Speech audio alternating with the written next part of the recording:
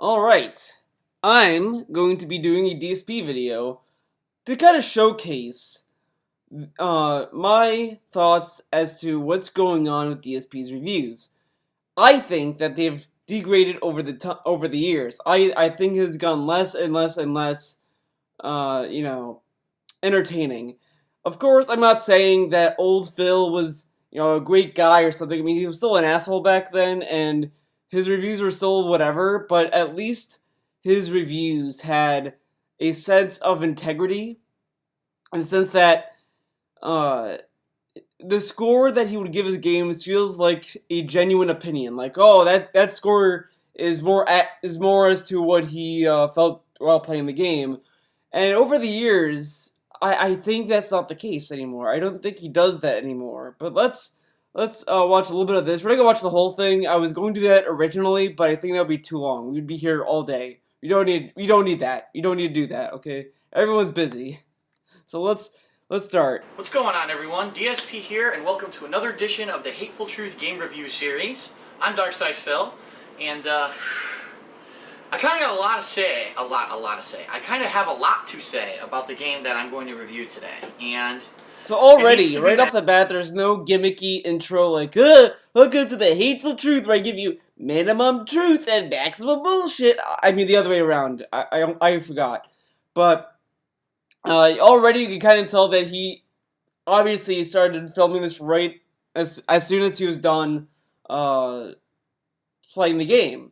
Fair enough. And he has a lot of, like, charm in it so far. He's already energetic. He's already, like, ready to get into the review, so. Mentioned that this game is a re-release. It is not a game that is brand new. This game actually originally was released in 2007 for the Nintendo Wii. And at the time, it was a Wii exclusive release. It became a cult classic. Had a hardcore fan base, ended up getting a sequel. And so finally, the makers of the game said, listen, we should port this game to other consoles. They're unlike in 2007 when only the Wii had motion controls. Well, now almost all the major consoles are getting them, including PlayStation. And so they decided they were going to port this game for the PlayStation 3 using the PS Move controls. Now, if you don't know what I'm getting at yet, I am talking about... Look how easy it is for him to keep contact with the camera. He's able to look at the camera, and he's not doing goofy faces, like... he does a lot of goofy fucking faces. And he's always darting around, he's doing crazy hand gestures, he's swaying back and forth. Here, it's like he's able to, like, talk to the camera. Yeah, there are times where his eyes kind of goes off camera sometimes, but that's fine. Because it's minimum, it's fine. You can, like, kind of talk and look around, that's fine. But, now when he does a video, he's just kind of constantly doing that. He's darting around, looking around all over the place. It's kind of distracting. And there's no There's no there's no snorting. There's no snorting in this video, by the way. Cult classic re-release. No More Heroes, Heroes Paradise for the PlayStation 3. I just completed the game 5 minutes ago, not even kidding. And so it's fresh in my mind. I have a lot to say. Now, I do fair and balanced and honest reviews of games, okay? And I score them on a scale of 1 to 10. It's hard for me to rate this game fairly because, really, if you're going to review No More Heroes, you should review No More Heroes for the Wii, because that's the real version of the game. This was an HD re-release. Now, I never played the original No More Heroes, so it's hard for me to review a game like this because I never played the original, and I can't say if this is better or worse than what originally came on the Wii. See, he's, like, we're a minute, and he's kind of already getting into the review. Like, he's at least kind of setting it up. Like, it's a good intro for this review. He's actually explaining his, like, how he's gonna go about this review. So we're gonna go a little bit ahead. So let's go into 2 minutes. I have no problem with the gamepad. I love playing with a gamepad. What's wrong with the PlayStation 3 pad? What's wrong with the Xbox pad? What's wrong with the traditional Nintendo pad? I actually think the original Nintendo NES pad controls better than this fucking piece of shit, okay? And not to say that motion controls don't have their uses. There are certain games like rail shooter games. I played Dead Space Extraction earlier this year. Now this is the only issue that he had constantly with his vlogs and videos like this, etc., was that he rambles a lot. That's really the only major issue that he had, in these reviews, that he would just ramble on some points, and a lot of people do that. I do that myself. I can't really, say that I'm above that. I do that too. So we're gonna go a little bit ahead again. He found problems with the control. There's an ability in this game. Your name's Travis Touchdown, and in a nutshell, here's the story of the game. You're an assassin. You're trying to kill the top 10 assassins. So there's still like no sense of order or organization in this review, because ultimately, the reason why there's no organization with this reviews is he's kind of all over the place. He was talking about the controls, saying now he's going to bring up the story just because he mentioned Travis's name, and that's fine because it's genuine. It feels genuine. That's the major thing about these old reviews I used to do, is that they felt genuine. They felt genuine to a point. Number one. That's really it. And there are twists and turns and different characters and things that are very interesting. But that being said, there's not a lot to the story of this game. It's more about the gameplay, the graphic design, the quirkiness of it, etc. So I wanted to recreate the experience for the Wii. Overall, 4 minutes in and he's on the topic of the game. That's more than what I can say about most of his reviews, or some of his reviews. It's kind of weird. We'll get into the others, but we're going to fast forward again a little bit. It ended up being really frustrating because I ended up rolling myself into a corner, and now the camera got stuck in the corner, and I couldn't see what the hell was going on. This happened. Now this is another thing I'm going to bring up later on. In his later reviews, or his most recent KO Gaming reviews and his spoken word reviews, you can skip around and still get the general sense of what he's saying, because you don't really feel like you miss anything in the review. Here, we skip 3 minutes from the last point that we were at, and already he's talking about a certain gameplay aspect of the game that he was in. I already feel like we missed some information in this review, so that to me tells me that there was at least something of value. He's not repeating himself. He's not dumbing down his opinion at all. He's explaining very well in this video, for DSP at least, his thoughts on the game. Several times in the game, not only in boss battles, but also just fighting normal enemies. So it was really fucking frustrating. Really, the only motion control that's really effectively used in this game is if you're attacking high, you hold it up like this. If you're attacking a low attack, you go like this. And that's really it. It's not needed. To actually attack, you don't go like this to swing your katana. You mash a button. And speaking of that, even that doesn't always work. Sometimes you'll be mashing the button to attack, and your guy will start charging an attack, which is supposed to be when you hold the button down. So even then, even just pressing the button doesn't even fucking work properly with this game. So I don't know what they were thinking. I mean, I understand, okay, we want to re-release this game for PlayStation 3, open it up to a new audience, and since PlayStation 3 has motion controls, we want to design it to work with them. So why didn't you? Because this game does not work properly with these controls. It just does not work properly. That was a very direct point. It was direct, it wasn't roundabout, it wasn't whatever. So we're going to go to another review of his. This one was in 2014, The Evil Within. Now, I did not really see this one, but, we're going to see how it changes. He added this intro. Okay. Hello everyone, I'm Darkside Phil, and welcome to another edition of the Hateful Truth video game review series, where Now, we already see a difference. In the other one, as I said, he feels more genuine, he has a normal voice, he sounds like he's talking to you. Here, it's like a presentator voice. Hello, I'm Darkside Phil here, and this is the Hateful Truth, where I give you maximum truth and minimum bullshit. And we're gonna talk about The Evil Within. It just sounds fake. It's not as bad as the KO Gaming reviews. It's not as bad as that voice. Nothing's as bad as that voice. But this is kind of like the beginning of it. It's kind of where you start to see a difference with the one in Connecticut. And this is why a lot of people... Oh shit, I need to plug this in. I'm a professional, guys. But this is why a lot of people have said that that his videos in Connecticut were better than the ones in Washington, is because he somehow made this weird change in presentation and commentary when he suddenly moved to Washington. It was really, really fucking weird.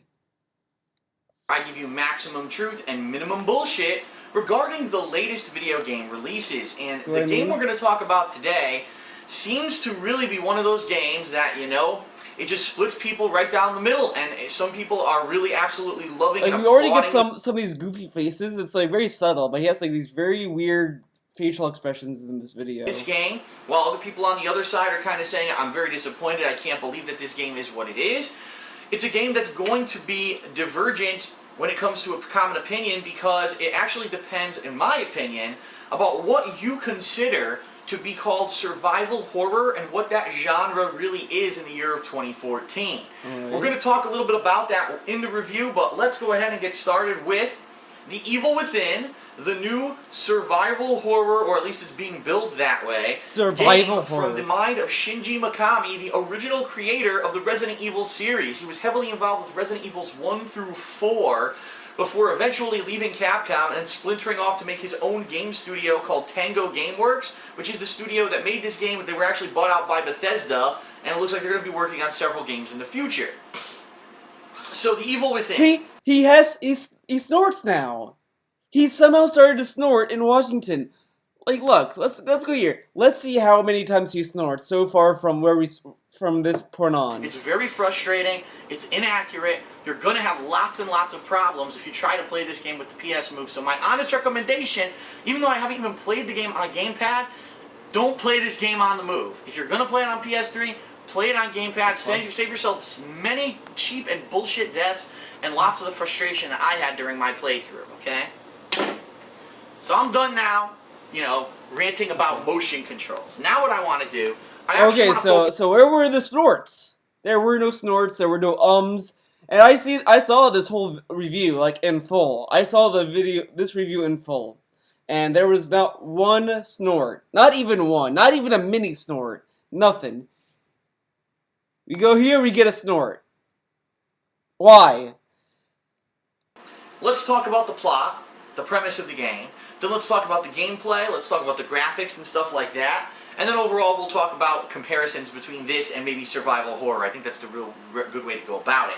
First of all, it is important to note before we even start talking about the game, this game actually has some of the coolest physical stuff to come with the game in a long time, including a 3D kind of packaging. You've got the game box, which obviously the disc would be there, but a full color instruction booklet explaining backstory and characters, and even additional artwork behind there. You see that you can flip as alternate art. So you can tell that they did put a lot of care and effort into the presentation of the game. They wanted it to be some kind of a complete package, alright? That's not going to have any influence on my score or my review. I just wanted to bring that out there. So The Evil Within.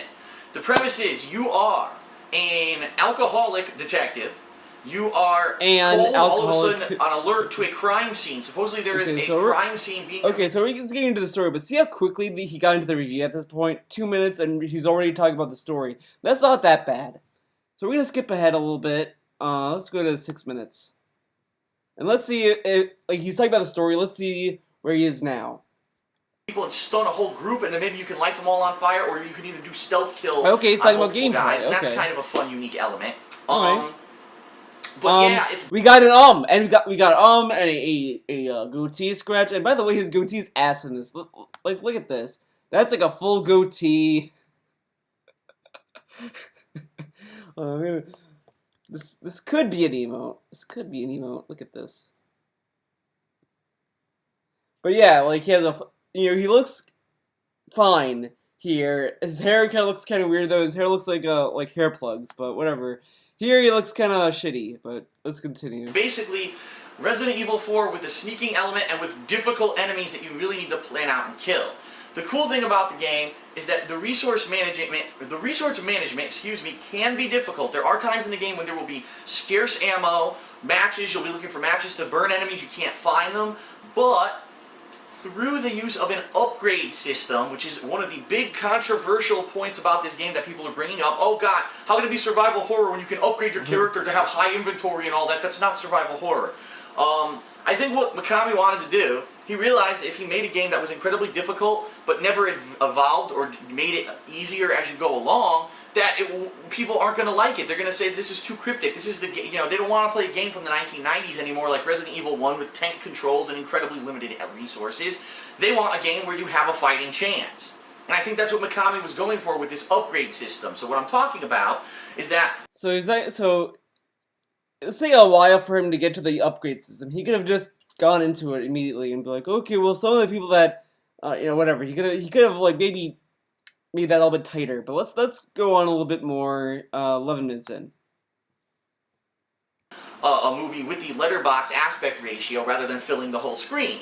For a video game, really the only reason that Mikami used it is to make the game more difficult. Because there are segments, as I mentioned, where you can't kill enemies, but they're coming after you, and you have to find ways to get out. Oh, how do I get out of this room? How do I get out of this room? Oh, well, guess what? There's a valve above that you can't see normally because he put these black bars there. But then if you look up randomly, you'll see it, and then you can shoot the valve, and now you're okay. Now you can escape the room. It adds artificial difficulty to the game. Now, some people will like that. But at the same time, though, if you're stuck in a room, you'd naturally be looking around. Like, you'd naturally be looking up, down, all around. You're not going to just look straight and be like, wow, I can't see anything, and never look up. So there's some information that we glossed over when we skipped ahead. Let's go to 14 minutes, and then we're going to go to the next video. Because you have such limited ammo, you can't kill the alien in that game, that you have to sneak to survive. And there were points where the alien was randomized with its actions. Sometimes it would come by, sometimes it wouldn't. There were parts of the game I couldn't beat until I retried them 100 times and found out different ways to get by them. Not so really in the Evil Within in that regard. It's more like, okay, there's a bunch of enemies, the odds are against you, limited inventory, try to kill as many as you can, try to sneak by. There will be parts of the game that, I'll be honest, instant death cheapness. It's trial and error. There are parts of the game that you will instantly die and it's completely trial and error. But unlike classic survival horror, the game has an incredible checkpoint system, so if you die to any of these kind of instant death kills, you're going to pretty much respawn right before it and you're going to be able to retry it anyway. So it's not like, oh god, just really cheap instant. Alright, so see, there's some information we skipped over, so he did a good job in the sense of like kind of getting to the point and introducing new ideas with these reviews. So let's go on to this one. This one came out in 2015. It's Batman Arkham Knight. It's his favorite game. So... Oh, you know what? I should have done this little... Let's take a look at the review scores. Let's go here. I think he gives the review score around here. I should have done this before. I'm sorry, guys. I apologize. But let's listen to this review score. And that's why it gets a lower score, okay? So the problems that exist in this game, I can't imagine what the fuck they were thinking when you have an opportunity like this and you don't fix the game. So, no more Heroes Paradise. It's a decent game. It's worth a playthrough. Not with this fucking bullshit, but expect it to play like a last generation game because that's really what it is. They had a chance to fix these problems. Okay? So that's it for The Hateful Truth. I hope it's a game, and that's why it gets a lower score. Problems. They expect it to play like a last generation game. That shines really well. The graphics are good. So all of that is a pretty decent game. But I can't give it any higher than a 6.75 because of the... You gave it a 6 out of 10. That kind of makes sense. If you saw this whole entire review like I did yesterday, the score made sense. The way that he described it, it sounded like it was going to get a 6 out of 10. It sounded like that. It fit. It worked. It fit. I didn't see the gameplay. I didn't see his playthrough. I didn't see the this I don't play of it. But from just the review on its own, I could see it being a 6 just from listening to it. Okay. This one, let's skip ahead. But if you were really looking for more classic survival horror, I'm gonna be honest. This game from last week is better. It really is. So this game epitomizes survival horror far more than this game does. This is gore factor. Shinji Mikami, maybe he felt that returning to Evil 1 and 2, that's scary. I enjoyed the game. I'm not scared at all by the plot lines during the game are simply, again, 15 bullshit, alright? Bullshit. And I don't like that. I mean, I'll be honest, other games pull it off. This game did it too, right? This game didn't give you a definitive ending either. It's kind of, I don't know what happened. That's a great knock you on your ass. I think a lot of people who are overhyping the game and were classic survival horror, it's gore. I'm going to give the Evil Within overall, with all things considered, I'm giving The Evil Within an 8 out of 10. I think that Alright. it's a good game. Alright, I can see that in this review.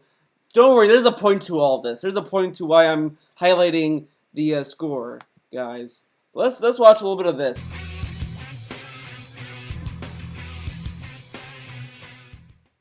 Okay, hello everyone. DSP here, and welcome. Super fake voice. Look at the white balance. Here it looks kind of professional. It looks pretty good, right? You know, it's like wow, great. I could watch this. Here it looks like he peed on his camera. Welcome to another edition of the Hateful Truth video game review series, where I give you maximum truth and minimum bullshit regarding the latest video game releases. And today we've got a big one. Today not only do we have a game that is the conclusion to a series of games, a trilogy of games that some people would say a trilogy and some would say it's been 4 games. It's up for debate. But a series of games of which I've played every single one in this series. This is a series of games that I've enjoyed over the years, ever since I started back doing full game playthroughs in 2000. Look how long it's taken to get to even the title of the game. We're 43 seconds in. Like, okay, well, let's. What's going on, everyone? DSP here, and welcome to another edition of the Hateful Truth game review series. I'm Darkside Phil, and I kind of got a lot to say. I kind of have a lot to say about the game that I'm going to review today. And it needs to be mentioned that this game is a re-release. It is not a game that is brand new. This game actually originally was released in 2007 for the Nintendo Wii. And at the time, it was a Wii exclusive release. It became a cult classic. Had a hardcore fan base. Ended up getting a sequel. And so finally, the makers of the game said, listen, we should port this game to other consoles. They're unlike in 2007 when only the Wii had motion controls. Well, now almost all the major consoles are getting them. For the PlayStation 3, PlayStation. And so almost all the major consoles are getting them. The PlayStation 3 game, cult classic, re-release, No More Heroes, Heroes Paradise. No More Heroes. So a minute in, he gives us a name. And that I am very happy to finally be completing the circle, so to speak. Full circle, dude. This is also a game that's been very controversial because the weekend before the game was released to the masses, one particular mainstream media outlet reviewed the game and gave it a particularly low score compared to what everyone expected the game to get and what other outlets were giving it. Look how much he looks off the camera. Like, it's insane compared to the other videos. He's doing it more often. Massive controversy across the internet about scoring systems and all of that. We're not going to get into that in this video because I already made a whole video about that on my DSP gaming channel about 3 weeks ago, right before when it was happening. And so if you want to hear about my thoughts about reviews and stuff like that, you can go check out that video. This video is to review Batman Arkham Knight on the PlayStation 4. Okay. 1 minute and 23 minutes. 1 minute 23 minutes. 1 minute and 24 seconds. He mentioned the title. Here, 1 minute and 1 second. Here. I think here it'd take him a while too. Of the Hateful Truth video game review series, where I give you maximum truth, and about today seems to really be one absolutely loving and applauding is what it is. It's a game that's going, in my opinion, where it really is in the year. Started with The Evil Within. 1 minute. 1 minute. 1 minute and 24 seconds. Now I want you to understand something. I have a unique perspective on this game, being that I've played all the previous incarnations of the game, being that I am a big fan of the Batman franchise, the Batman character, the Batman lore. I used to read Batman comic books when I was younger. See, now what does this have to do with the review? Like, yeah, we saw in the No More Heroes one. He kind of brings up, the history of the game. Like, oh, it was on a Wii, then it got ported to the PlayStation to get, whatever. He did that, but that was, stuff that was relevant to the game. This is not relevant. You're here to watch the review for Batman Arkham Knight. The only thing that you would expect to be in this video that may not be about the gameplay itself would be like, well, this game was made within this many times. It got delayed multiple times, and then it got released in June, and this is the game I played, whatever. Because that would have made sense. That is stuff that's related to the game. That you don't really need to have that in the review, but it's more relevant than, I'm a huge fan of Batman. I read the comics, I loved it, and I went full circle. really was looking forward to this as being the closing of the loop, per se. This is the final game in the Arkham series. There will be no further Arkham games. Like, this is more stuff that should be at the end of the review, not the beginning. This is what I'm trying to say. According to WB Games, this is it. And if Rocksteady does go on to do something else, they'll be doing something different outside of Batman. So that being said, you have really high hopes for the game, okay? Okay. And I really feel that this game succeeds on many levels and also kind of does not on some levels. And I want to talk about that in my review today. Okay. But I want you to understand Get to the review. Something. Get to the review. This review will be scaled in line with the other games. And what I mean by that is, when I do a game review, right, the thing that really sets me Why apart, is he telling us how a review works? Why is this relevant? From other people who do game reviews, is that I'm going to give you all the points, the positives, the negatives, things for what I think the fans of the series will like, people who maybe aren't fans of the series and just play the game as their first Arkham outing, what they'll like, etc., etc. And I try to give you all these exclusive points and my own reactions to things that happen in the game. But ultimately, I give you a score, and that score is in line with everything else that I've played recently and also the other games in the series. So when I give this game a number score at the end of the review, it's going to be scaled in line with the other games in the Arkham series. I don't just pull a number score out of my ass and say, oh, it's a 7 or a 9 or a 3 because I just feel like saying that. It's going to be justified based off of the things I say in the video. Like how every fucking review works? Like that. What is the point of this? 3 minutes. 3 minutes and he's not talking about the game. He's explaining to us how a review works. Well, when you watch the video, you're gonna see my thoughts on the game. Then I'm gonna give a number value to that game. And when you look at that number, you're gonna be like, wow, that number reflects what I said in the video, dude. Like, no shit. And also, based off of the scores, I gave the other Arkham games, so we're gonna address that at the end of the video, okay? Okay. Alright, now let's get to the meat of it. Take a sip, chew the water. Batman that's Arkham a long Knight chew. Takes place after the events of Batman Arkham City. The Joker has now he added these gameplay gameplay parts, which is fine. This is the only thing that was like an upgrade for his reviews. But again, like all his effort and his styles, he takes 1 step forward, 10 steps back. Like, this is the way that he presents the review is like not as good as the original Hateful Truth. Now it's a little bit more watered down.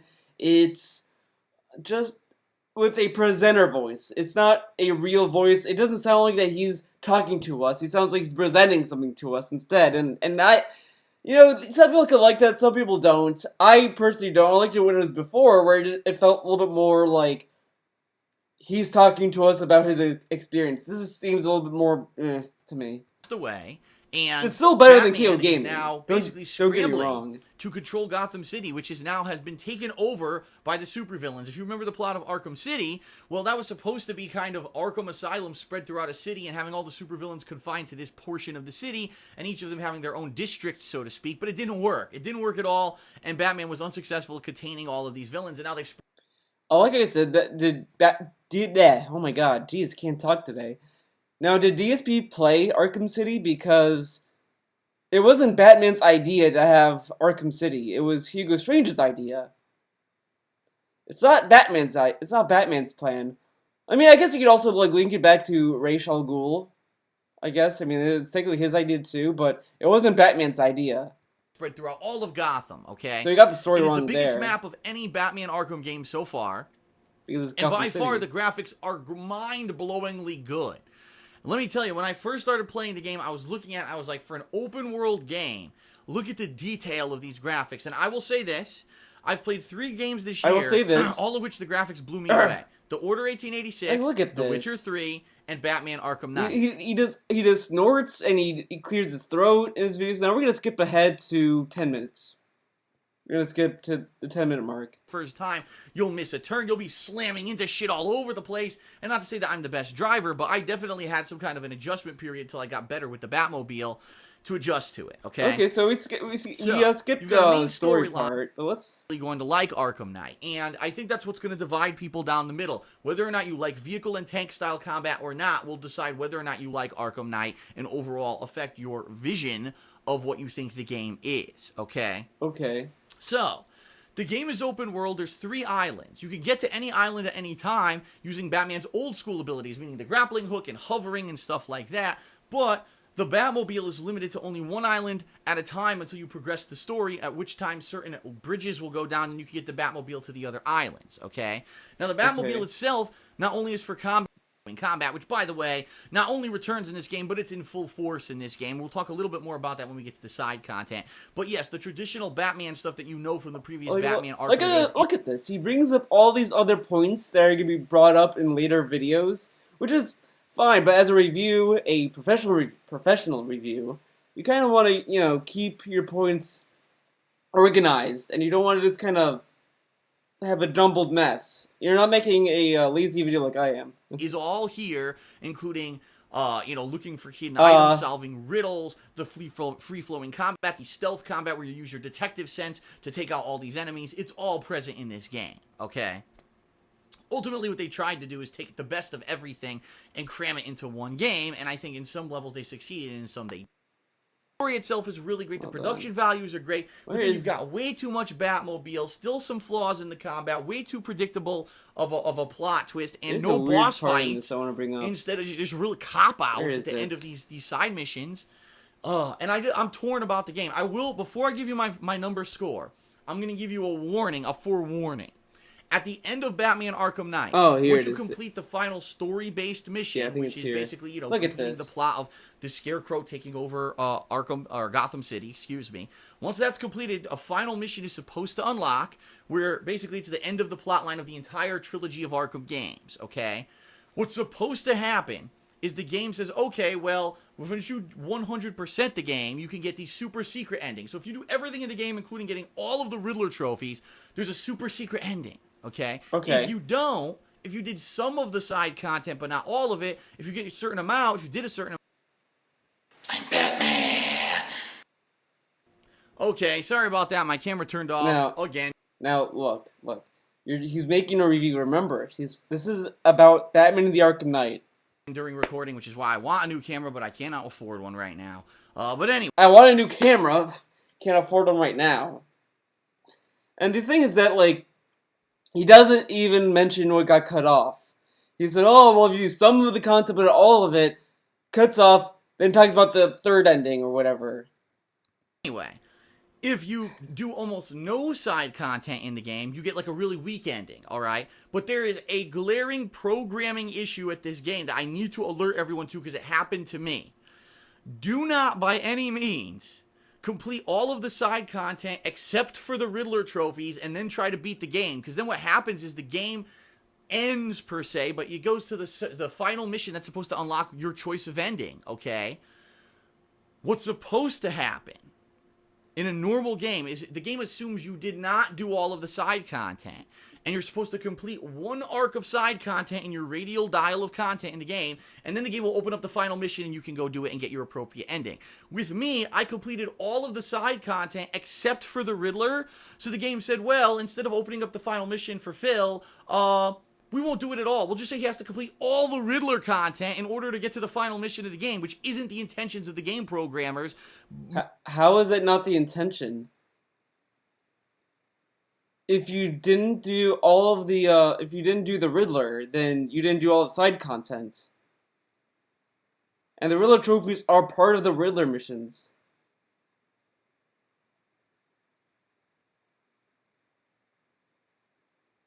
Okay. Hundreds, if not thousands of people have said we've got to the end of the game without beating all the Riddler content. It's obviously a misprogramming thing here. They didn't mean for that to happen. So I'm stuck now having to do hundreds of Riddler trophies before I can complete the game and see the true ending of the game for me because of that. So, forewarning to everyone, if you're playing the game, leave, if you're not going to complete 100% side content before you do the final story mission of the game, leave another piece of side content open so once you do that mission, you can complete that and then get your ending. Because I think it's bullshit. It's obviously an oversight. They didn't think far enough into it. But you have to do the Riddler trophies to get the Riddler mission, though. It's for every view you get Phil money, so the haters are helping Phil. Laugh out loud. Yeah, dude. So this review is okay. It's not bad. It's not bad. He gives it an 8 out of 10, which whatever score. It kind of sounds like that anyway in the review, so that's fine. 2015 is kind of a inconsistent year for his reviews. It kind of went all over the place. There's some good reviews during that year, that for him at least, and then some bad. It was just kind of more inconsistent than the other two videos we've seen. This is kind of where the start of the decline happened. So now we get to KO Gaming, that hot channel, the channel that saved DSP's business. What is going on, everyone? Phil here, and welcome to KO Gaming. I think it's safe to say that 2016 has been a year absolutely chock full with sequelitis. And what I mean by that is that there's a lot of franchises that just released a new iteration or another installment in their What is that noise? tried and true IP, rather than the game developers going for something original or new. And in a lot of cases, that's okay, especially if it's an IP that you really enjoyed the first installment or the first few games of. But in a lot of cases, unfortunately, things that have happened previously in that franchise may rub off as a negative with the new installment. I just finished playing my week-and-a-half long playthrough of Watch Dogs 2. I really enjoyed the game. Look at this voice. Look at the voice. Listen to the voice. I just finished playing Watch Dogs 2. Like, he has this weird, annoying kind of tonal shift when he's talking, and it's really distracting. I really don't like this KO Gaming voice at all. I've talked about this before. So I'm here to tell you what I feel Ubisoft definitely improved upon in this sequel. But I also have to address the overwhelming amount of negativity. The one thing I will say is that he got to the title of the game in less than a minute. Less than a minute. That's something. That's something. And it's kind of and it did one thing good, that it had relevant information about the game. Unfortunately, it still is not information that really needs to be in the review. Like, do you really need to know what sequelitis is? Do you really need to know about the first game? You can kind of bring that up lightly. You don't really have to kind of harp on that in the review surrounding this game, because to be fair, I think it is kind of unfair. So before we get to that, let's talk about the game itself. Watch Dogs 2 takes place several years after the conclusion of the original game, and unfortunately, despite... Now see, the other thing I've noticed in these KO Gaming reviews, that you hear his audible breaths in the fucking review. Before you can hear some breaths, when he's at the end of a sentence, which are fine, but here, since he's talking non-stop and fast, that he has to kind of take these breaths because he gets winded. So instead of talking like normal, like what I do in these videos, he is just saying, "Hello, welcome to KO Gaming. We're gonna be talking about Watch Dogs 2. I finished the gameplay last week, and it was really good. It was a really good game. I think Ubisoft really hit it out of the park in this game." But a lot of people might not like it because of Watch Dogs 1, and that's a shame, because this game is a really good game. I like the gameplay, I like the story. It's just, he tries to throw in so many words in a sentence, and it's like, you don't need to do that. All of the efforts of Aiden Pierce in that first game, CTOS, or a citywide operating system for major metropolitan areas that not only automates a lot of things that go on in the city, but also behind the scenes covertly collects data for let's talk about the story. So let's has gone move on nationwide. Major improvements. The tone of Watch Dogs 2 is much different than that of the original game, in that it's a lot more lighthearted. I actually made the direct comparison during my playthrough multiple times that this game leans more towards Saints Row or Sunset Overdrive than the serious overtones of the original game. Now, not to say that it ever gets that crazy or out of hand, but it definitely is a lot more about having fun. He's talking about the tone. That's still kind of the story. Okay. Missions, but at the same time, there's going to be zany missions where maybe you're doing a crazy hack and you're putting your big DedSec logo over something that's really cool, or maybe you're driving a cybernetic car that talks to you and says racist things as you're driving it because you're black. I mean, this is the kind of stuff that lets you laugh while you're also enjoying the gameplay of the game. We honestly didn't have a lot of that in the original game, and one of the major complaints of people who played Watch Dogs 1 was that Aiden Pierce was this boring, brooding character who didn't talk that much. He wasn't very interesting, because the whole game he was trying to avenge things that had happened to him and his family. He's talking about the story in the first Dogs game. 2, you're following along the more colorful cast roughly 15 hours. The side content missions, some of which are unlocked as you just play along the main story, but others you actually find randomly throughout the environments of San Francisco, will add an additional 10 or so hours on top of your playtime. You can play it however you want. There's going to be some missions where maybe you feel that going more stealthy and taking down enemies unbeknownst to them is the way to go. Sometimes you may feel that running and gunning is the way to go. Or some of the new abilities that are actually in this game, for example, the ground jumper drone and the quadcopter aerial drone are new additions. He has all these uhs and like this and that. Like, he doesn't snort in the KO Gaming reviews, which is fine. That's a good thing. But it's still kind of annoying to hear him just kind of do this fake-ass voice. Like, listen to this. Nice for the place fucking thing, okay? You go like this. Sounds like he played the game. It sounds like a person. Like, what's going on? Sounds like a guy that's like trying to share his opinion on something. Here, it sounds like he's doing a homework assignment. That definitely make the game feel refreshing and different. Being able to infiltrate a base where maybe you're trying to hack a computer or get an item or free someone or just get some intel, and being able to do so, that during my playthrough it felt like the ultimate freedom of having so many different ways to go about these missions. He just talked about this a while ago. Positive, and I really enjoyed it in that regard. Of using stairs, it's really interesting and it's fun, and there's a lot of that kind of hipster humor. There's a whole mission. We just talked about the fucking tone. Oh, there's missions that are lighthearted and you get to laugh while you're enjoying the game. He's giving nothing of value or interest. Like, we skipped around and I still did not feel like we skipped over information. I don't feel like we missed anything. Like, here, he's talking about the controls. It's supposed to. You skip ahead. Kind of makes the game look bad because when you're driving around this city, you're like, man, I kind of wish I was playing Grand Theft Auto right now. He talks about the open world aspect of it. Let's skip ahead. Instant kill moves, meaning you can have a completely full Talk about the balancing of the bosses. That is all interesting information that he has gotten from playing the game. We go to here. Someone who's swatting people on the internet and you give them their just desserts. It's really well executed and fun. And if you're into the internet culture, if you're into the way that you want to do it, and there were a few missions that I really wanted to do on foot stealth. He already talked about how there's other ways to do missions. He already talked about this. And it just wouldn't work. No matter what, the enemies would all be instantly alerted, or no matter what, it would keep spawning wave after wave of enemies, to the point where I just said, screw this, I'm going to pull out lethal weapons, I'm just going to start blowing them away, because I'm so frustrated trying to do this as a stealth game. And that is kind of one of the shortcomings. Of maybe once, it never really forced me to fail a mission. It more just was like a hilarious kind of ha-ha moment when one of these silly things would happen, rather than, oh damn, it just completely screwed me over and now I can't finish the mission. So that's a good thing. There aren't a lot of technical issues in the game.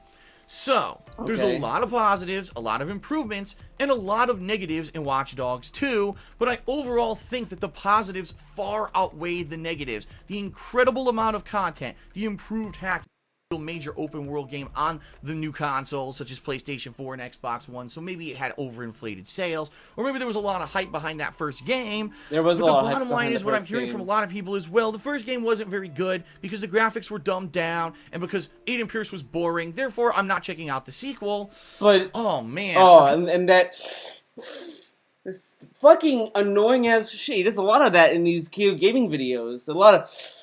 And it's just annoying to listen to, but the thing is that he gets a lot of information wrong, and he puts a lot of his own bias in his own fucking reviews. Like, here, the only bias he has is his own experience with the game, which is fine. Every reviewer has that, because when you're giving a review, you're giving your experience of the game. That's what I liked about his old Eightful Truth videos, and that's probably why a lot of people liked him. To be honest, I think that as soon as he went to Washington, this is probably where a lot of people started to make a divide, because he had a different presentation, he had a different kind of narrative, he talked differently for some reason, he changed his commentary, etc. And here it's just very fucking fake. It just doesn't sound real. People are going to really miss out, because if anything, I've actually said this on Twitter, I actually feel that I said this on Twitter, I actually feel like this is not, who cares? Ranks up there amongst the most improved gaming franchises of all time. I'm actually going to hold it in as high a regard as much of an improvement Assassin's Creed 2 was over Assassin's Creed 1. If you remember, the personality of Ezio, way improved abilities, a much better story, made that game an overall much more enjoyable experience, and it actually felt like maybe Assassin's Creed 2 should have been the original game. I say that here for Watch Dogs 2. I kind of wish that this game was the original, because so many people are just skipping this game. It's almost the attitude of, well, you fooled me once, so shame on me, but you're not going to fool me twice. I'm not going to check this game out. It really is one of my favorite games of the year overall. Just the amazing amount that's saying.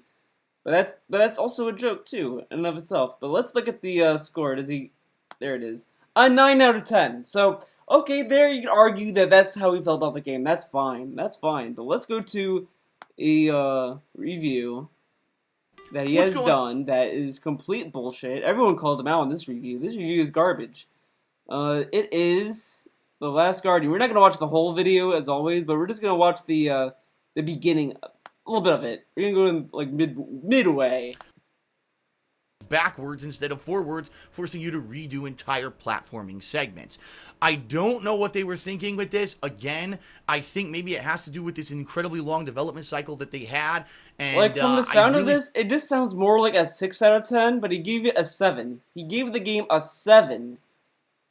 A 7 out of 10. This review made him sound like he was going to give it... The Last Guardian, a 7 out of 10. It sounded like a 6 out of 10, but he gave it a 7. Let's go to Dead Rising 4. What is going on, everyone? Phil here, and welcome to KO Gaming. Gives it a 6. You know, one of the biggest risks that a game developer has, it's incredibly dumbed down. No longer do you have to worry about the survival aspect to this game at all. If anything, it becomes kind of an adventure game where you're just walking through with really no risk, slaughtering whatever you can, looking at combination drinks or anything, because the game's already so easy, it would make it completely effective, such as the baseball bat that has all kinds of bolts and things attached to it, to the kind of weird combination weapons we've seen in the past, such as lawn tools that are combined to become almost a fan of the games. You may get a little bit of fan service here, where it kind of continues and or kind of extends out from the plot of the original games. But ultimately, the plot isn't very interesting. And in fact, if you just rush through the plot of Dead Rising 4, you can probably beat this game within 4 to 5 hours. Yeah, it's that short if you're just focusing on the plot. But what I found happened to me as I played the game is that I got immersed in this open world. I wanted to try to find every single blueprint, make every single... Like, it sounds like he had a good time, right? 6 out of 10. A game he sounds like he likes gives it a 6, but a game that he hated playing gave it a 7. So now we get to the last point of this video, and we'll be free.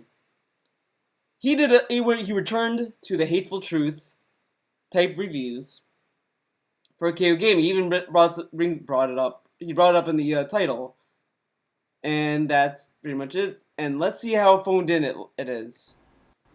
What is up, everyone? Phil here, and welcome to my review for the latest release from Volition Games, a game studio that previously made games like the Saints Row franchise, Agents of Mayhem. If you're shocked and wondering... Wow, he brought up the game in less than a minute. That's really surprising, but look how often he looks to the side. He keeps looking off camera.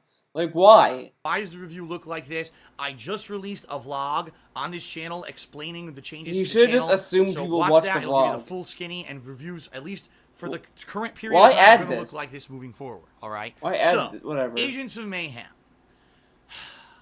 I was actually excited for this release. This looks really fucking phoned in. Like, look at that gas. Current period of time are going to look like this moving forward, all right? So, Agents of Mayhem. There was no, like, sense of letting that weigh in. He was, like, it just seemed like it just said, oh, say Agents of Mayhem. Sigh. Okay, Agents of Mayhem. This game, like, it just doesn't have any comedic feel because he doesn't allow the joke to set in. I was actually excited for this release because I like Saints Row 2, 3, and 4. These are all games that I played on my YouTube gaming channels over the years. People loved to play these because it had this adult-oriented, kind of silly, off-the-wall, crazy, zany, sometimes sexual humor and or extreme violence to the point of being cartoony. It had colorful characters, great writing, you know, a lot of jokes, but also some pretty fun and solid gameplay. You know, Saints Row 2, a more realistic kind of third-person gang-based shooter. Saints Row 3, taking the series more into the zany territory. And then Saints Row 4 going completely over the top, having superpowers and all kinds of crazy stuff going on. But it made a logical ending point for the series because where could you go from there once you go that extreme, right? And so when Agents of Mayhem was announced, and they said, oh, it may have some ties to Saints Row, but it won't officially be like Saints Row 5, but you'll see some of the same kind of humor and gameplay.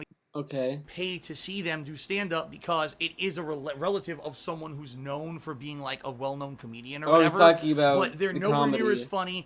You could tell they're trying, but they're not really trying hard enough, and they miss the mark. That's really what Agents of Mayhem feels like. It feels like I believe less than a dozen vehicles. And they're all basically ground-based cars that like, are I feel like we missed other, no information. and you don't ever need them. I'm serious about that when I say that. You don't ever need a vehicle in Agents of Mayhem. Like this is more phoned in than his usual KO gaming videos, and that's an insult, to be honest. Because yeah, he added gameplay editing in this. It's strictly editing, which is fine. But the editing was kind of cheesy and kind of bland because there was nothing interesting about the editing that he did. It was the same wipes, same transitions, same voice. He never really tried to push his reviews. He did that when he did Homefront: The Revolution, and then he just stayed there. He never really tried to do anything else with his reviews. It's kind of the same. Clickbait title, and that's it. And the clickbait titles, let's go over the clickbait titles for a bit. What's going on? Because that's the other thing that just killed the reviews to me as well. All of these titles add nothing. Persona 5, review in progress. My thoughts up to this point. Review in progress, I think he stole that from GameSpot because I think they started to do a review in progress type shit, but whatever.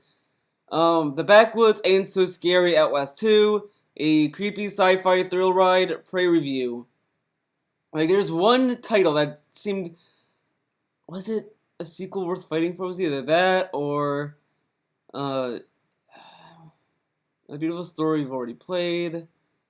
Like, look at these titles. They're just very bland. Game of the Year already? Like, these titles are not very interesting or unique. They're just very bland and generic. These are the kind of titles you'd see in what was it? In like YouTube in 2008. Oh my god, the toughest review I've ever made. Not really, but okay. One to drive from point A to point B, and there are very few scripted missions where you have to race. More like Agents of Boredom. Wow, what a great title! Quickly, for the most part, the entirety of the game. And honestly, what he should have done is say the Hateful Truth review, Agents of Mayhem / Agents of Boredom, or just say Agents of Boredom. You could just walk. And it's almost just as fast as driving in the car. In fact, in some cases, it's faster because you can jump and double jump and air dash through these narrow alleys and corridors between the buildings of the open world city of Seoul, Korea. That's where it's set, this game.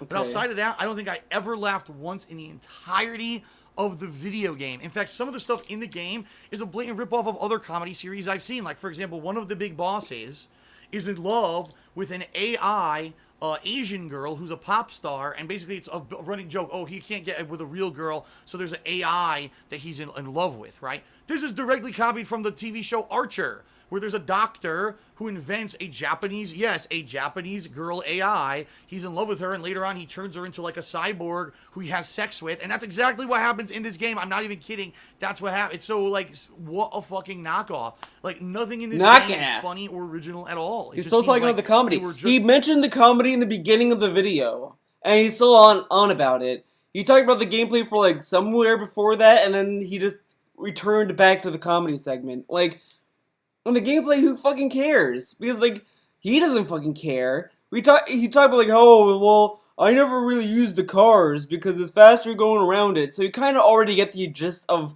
the fucking gameplay where he stands on that. You don't really need to watch the whole review. Like, look at this. He's back about the comedy. Sense of humor. I don't know if it's the exact same people at Volition Studios or Volition Games who worked on the previous Saints Row games and this one, but I could tell you, all that stuff that used to be funny and entertaining in the previous Saints Row games is not present in Agents of Mayhem at all, okay? It's pretty bad. Now, you may say, well, wait a minute. The game is made by the same people who made Saints Row. Are there any ties to Saints Row in it? Well, there are, but they're completely inexplicable, and they don't make any sense. So, for example, the symbol of the Agents of Mayhem is the Saints symbol, right? The symbol, the gang insignia for the Saints from the Saints Row series is their symbol. Why? It's never explained. And there's actually characters, agents that you can recruit in the game. They are optional. You don't need to recruit them. But there's 2 of them that actually are Saints Row characters. The characters Pierce and Oleg from the Saints Row franchise are actually present in the game, but for whatever reason, they're not referenced by their original names, even though you look at them and they look to a T the same as they did in the Saints Row games. Pierce is called Kingpin, and his story is that he united the gangs of his home city, and now he's basically looking for a bigger job or bigger profits. So basically, his story is in the town, the Saints Row lore, he united all the gangs and made them all one. So the whole franchise down at what a poorly made and just kind of shitty game this is. And what do I mean by that? I mean, even for the fact that the game's a grind fest or whatever, and the game really... Oh, you're a grind fest, cartoony. They're on. See, I didn't need to watch the other stuff in the beginning. He already said it's the grind fest. I already got the idea. Saints Row 4, of course, now they're on PS4, so slightly better. They're not bad, but at the same time, it's nothing like, oh my god, groundbreaking detail or whatever. The graphics chug along at a very low frame rate for most of the game. I mean, 30 frames per second when nothing's going on, and then as soon as you get into heavy combat, it could dip into the teens. And I'm not exaggerating there. There are many times during giant battles where I really couldn't keep track of what on earth was going on because the frame rate dipped so badly. So I would just spray everywhere, spraying and praying, hoping that things would die, and spam my abilities on my bumper buttons just to hope that the ninja. There's one character that's a ninja who really doesn't use projectiles much at all. Instead, she uses her sword. Nope, they didn't put any co-op in the game. In fact, there's no online capability whatsoever in Agents of Mayhem. Baffles the mind. You would think this would be the kind of game that, okay, it's boring and grindy, but we've seen in the past few years, if you take games, for example, like Destiny, Tom Clancy's The Division, or Ghost Recon Wildlands, or hell, even games like Destiny that aren't necessarily the most fun to play, but if you play with friends, they're great, right? Social experiences, it's fun to grind and play these games with and less of the male cast of agents, or a multicultural team. I'm not even kidding you. Look at this. And the cast of agents. Look at this criticism. Tell me if this criticism is sound criticism. Or a multicultural team. I'm not even kidding you. All different races, creeds, there's tons of women. It's one thing to say that, oh, there's token characters here. Like, oh, I saw the new Ghostbusters movie. The movie sucked. The characters are all token characters. Okay, fine. See, that's, a point. And you can kind of prove that with that movie. You can kind of highlight why the main Ghostbusters are token characters.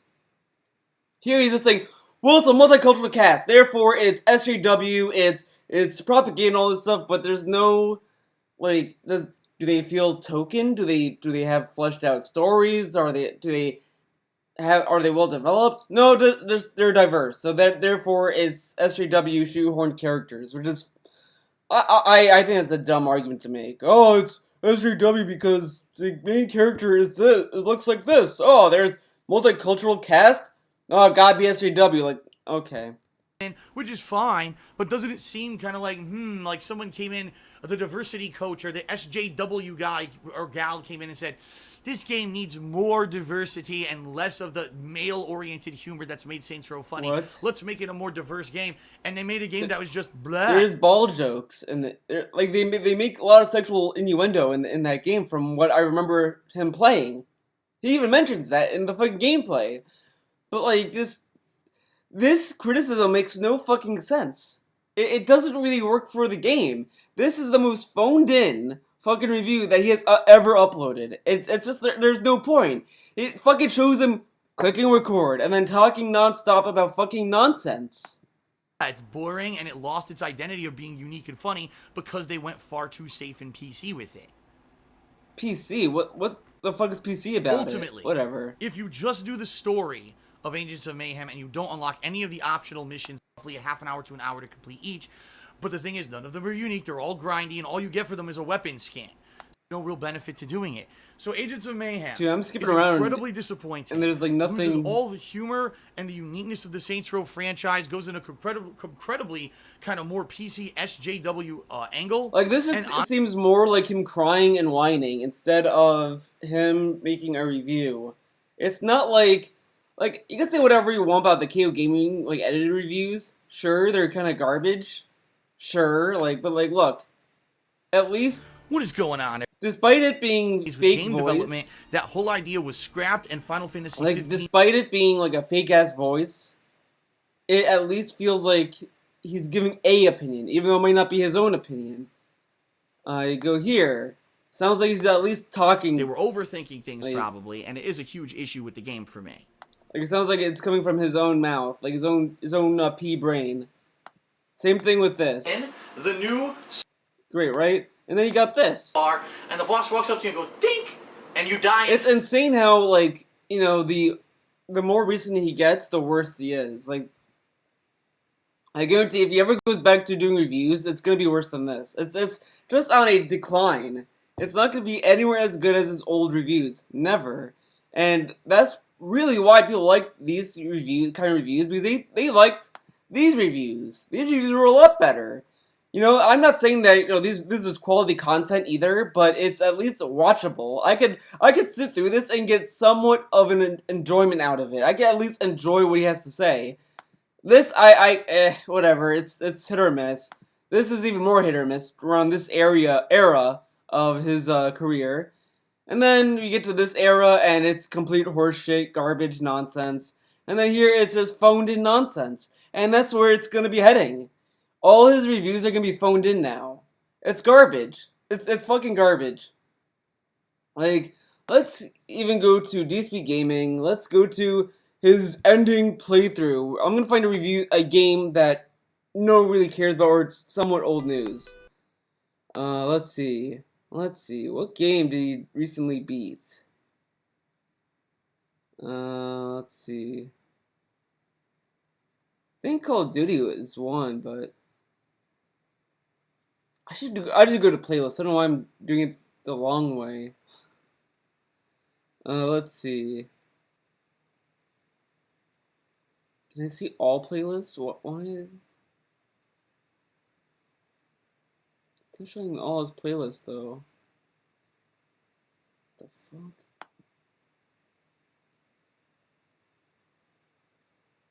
Create playlist, maybe. Okay, well, it's Sonic Forces. Who fucking cares about Sonic Forces? Ladies and gentlemen. Ladies and gentlemen. Let's go to the final part. Alright, stage 2. Several months ago. Mystic, I hope you enjoyed it. Sonic! Chaos boss fight or something, but there wasn't any, right? Ladies and gentlemen, that now officially concludes my playthrough of Sonic Forces. I hope you enjoyed it. If you didn't see the whole main campaign, obviously it's already on YouTube. Oh, this is for the Shadow. Okay, so it's not gonna have his Jet Egg thoughts. Robot, final boss. Final boss. Holy shit! Alright, here we go. There's two final parts. Completely by randomness with robots. Final boss, final. That's kind of confusing right there. Jesus. Sonic Mania, Sonic Colors. It's even though it's kind of a. I am gonna play it. I just don't have time right now. But there is Episode Shadow, which apparently Episode Shadow is supposed to know a bit more about it. I'm gonna do it, but not right now. So, all right, that is it for the mainstream playthrough of Sonic Forces, ladies and gentlemen. I hope that you enjoyed it. Even though it's a fast game, even though it's kind of a silly game, in a lot of ways it's not very challenging until the very end stages. It's still an entertaining game. If you're a fan of Sonic, you're gonna like that. I mean, I played all these games. I played Sonic Colors, Sonic Generations. I recently played Sonic Adventure 1 and 2. I played Sonic Mania. So for me, this game was actually fun and entertaining. For someone who's looking for a quality gameplay, and you're gonna be like, what is this crap? But that's not what it's about. I mean, if you're a fan of Sonic, you'll probably like this game. All right. All right, everyone. Thank you. He loved it. He always says like, "Oh, watch the ending of the playthrough, or I give you my general thoughts." These thoughts are garbage. These are even more phoned in than the review. I mean, because it's wrapping up the playthrough. There's nothing meaningful about it. It's just fluff. That's all it is. These are fluff thoughts. So if he does reviews like this, that's garbage. That's garbage. But yeah, that's it for this video. Thank you for watching. Hopefully you enjoyed it. Hopefully you see where I'm coming from with this. Thank you guys for watching.